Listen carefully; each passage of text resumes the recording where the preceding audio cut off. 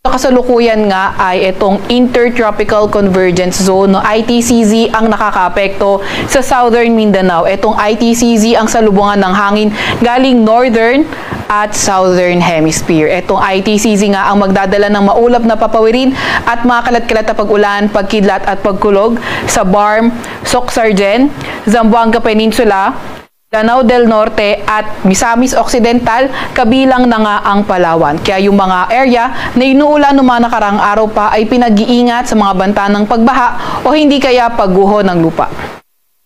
Itong easterlies naman o yung mainit na hangin galing karagatang Pasipiko ang nakakaapekto sa nalalabing bahagi ng ating bansa. Kaya asahan natin malaking bahagi pa nga rin ng ating bansa ang makakaranas ng mainit at maalinsangang panahon.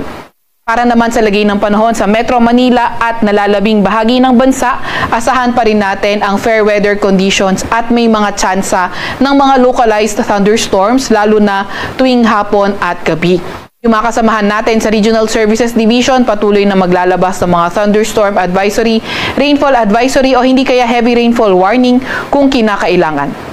Sa kasalukuyan nga ay wala pa rin naman tayong namomonitor na low pressure area or bagyo sa loob or malapit sa ating Philippine Area of Responsibility.